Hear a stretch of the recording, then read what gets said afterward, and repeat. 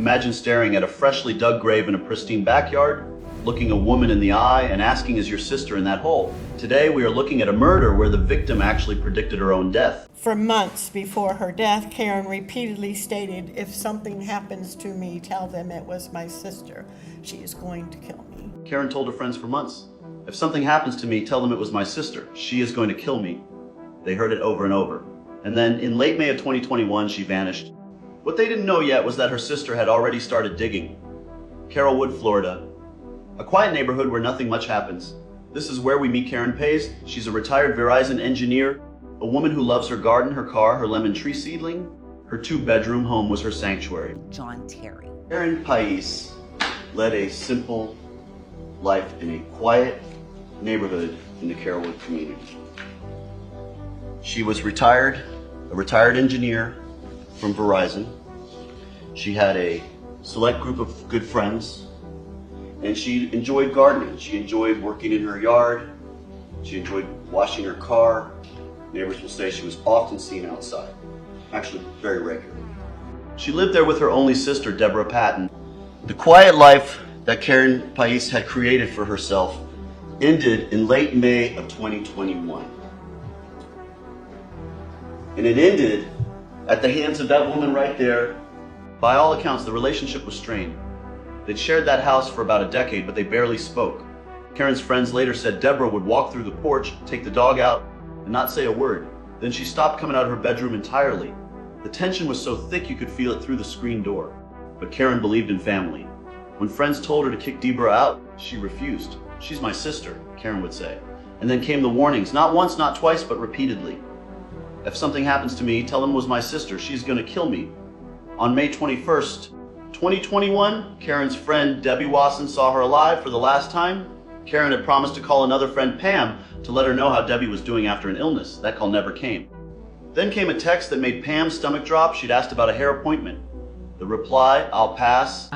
Yeah, I got this appointment and I texted her next day that I got this appointment. Is that okay with you? And on Thursday, I got a text back that said, I'll pass. Did that sound like something No. Karen would say to you? Karen never gave a short answer. She always had a reason why she wasn't going to come over, or, she always gave a big explanation. and getting her haircut was something she liked to do, and she was wanting to do it. Oh yeah, she was fussy about her hair. Right. Pam knew immediately. Karen never gave short answers. She always gave a big explanation, and getting her hair done was something she loved. That text was not from Karen. Friends drove to the house. Karen's car was there, her purse was there, but Karen was gone. Hillsborough County deputies responded on May 29th. They spoke with Deborah Patton. She said she didn't know where Karen was, couldn't remember the last time she saw her count. Collected, unconcerned, then a deputy walked into the backyard. Everything was immaculate, except for one thing. A massive patch of freshly turned dirt right in the middle of the lawn. This was a yard Karen maintained obsessively. There was no way she had done that. The deputy asked Deborah about the dirt. She said she planted a tree and Karen had dug it up because she wanted grass from fence line to fence line. This is Deputy Daniel Zintak with the Hillsborough County Sheriff's Office. What did you see when you went into the backyard?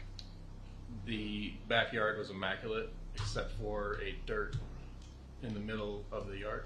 And this is states 19B. Is that dirt pile you're referencing? Yes.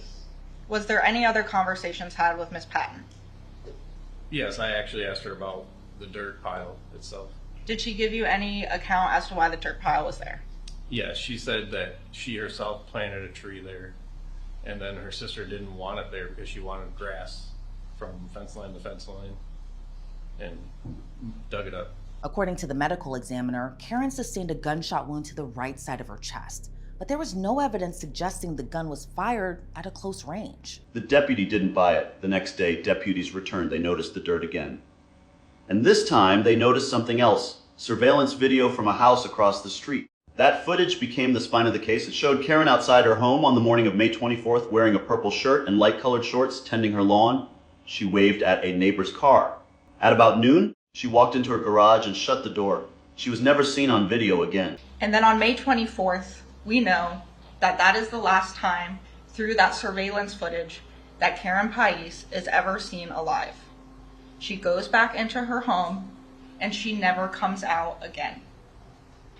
I want you all to notice what Karen is wearing.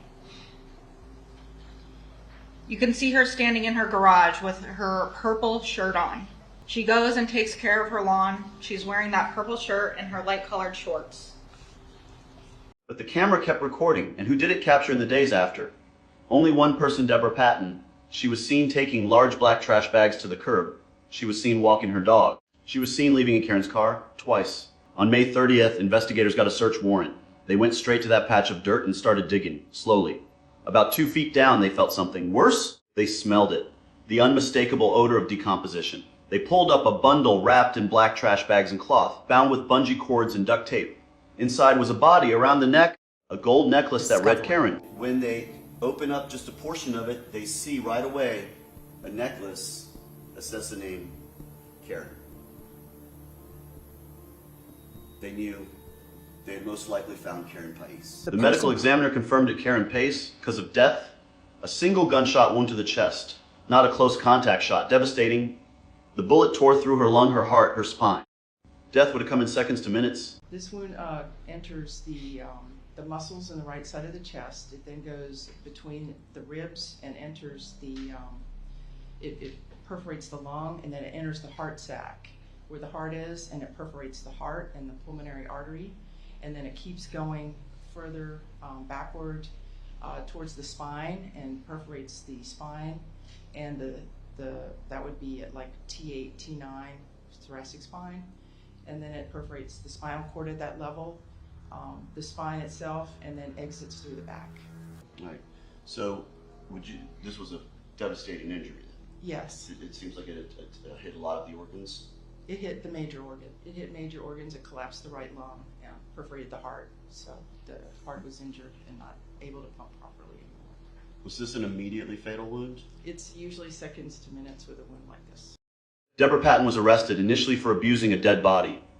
That charge was soon upgraded to second-degree murder with a firearm. Her bail more than $1 million. But here's the thing, Karen's friends weren't surprised. They'd heard her say it. They'd begged her to act.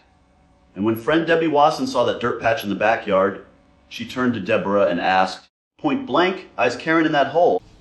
And so, when you saw this, did you say anything to Deborah? Yes, I did. What did you say? I said what I thought, and that is, Karen's in there, isn't she? And what did Deborah say to you? She didn't verbally respond. She pursed her lips and went back and forth her head, just slightly. Deborah didn't answer. She just pursed her lips, shook her head ever so slightly, and said nothing. That moment is one of the most chilling silences I've ever heard described in a courtroom. And it didn't just come from a suspect, it came from a sister. The trial began in January 2026. Deborah Patton sat in court, accused of murdering her only sibling. The prosecutor opened with a straightforward timeline. Karen vanished from video on May 24th. Only Deborah was seen coming and going. The hole appeared. The body was found. The clothes Karen wore on that last morning, they were the same ones she was buried in. The defense argued there was no direct proof, no eyewitness, no confession, just a lot of assumptions. She sits here because they simply didn't know what else to do. The defense attorney said, that is not enough, but the friend's testimony would tear that argument apart. Pam Nelson took the stand. She described Karen's hair appointment text, I'll pass. And the immediate fear it triggered, she told the jury how Karen had been planning to check on their mutual friend Debbie. And then, through tears, she revealed those warnings Karen had made for months. The words echoed through the courtroom. If something happens to me, tell them it was my sister. Then came Debbie Wasson. She described standing in that backyard, staring at the dirt, and asking, Karen's in there, isn't she? Deborah's silent, pursed lip response. It was a moment that hung in the air. The jury saw it for what it was, a sister who already knew. The medical examiner's testimony removed any doubt about the nature of Karen's death. Homicide, gunshot wound to the chest, not an accident, not self-inflicted. When it was the defense's turn, they called no witnesses. Deborah chose not to testify, but not before giving a rambling, defiant speech to the judge that had to be cut short. My decision at this time is not to testify. Okay. Because I only have hearsay to present. I only have theories, conjecture of other motives from other individuals that may have done this crime. but was not properly investigated initially? Well, we don't need to get into all that, so it's just yes or no. I don't need to know all that. That's for another time and another place. But let me ask, I need another question to ask you. Has anybody forced you or threatened? I have only theories, conjecture of other motives from other individuals that may have done this crime, but was not properly investigated, she said. The judge stopped her. Mom, we don't need to get into all that. It's just yes or no. The courtroom fell silent. In closing, the prosecution zeroed in on the only logical conclusion. The only other person that entered and exited that house was Deborah Patton. Deborah Patton shot Karen Pais in the chest. The only other person that entered and exited that house was Deborah Patton. Deborah Patton shot Karen Pais in the chest. And then number 3, there was an unlawful... And then she buried her in the backyard, wrapped in trash bags, and thought she had gotten rid of Karen enough for nobody to find. But what she wasn't counting on was how loved Karen was by her friends. The defense's final plea? Did something else happen?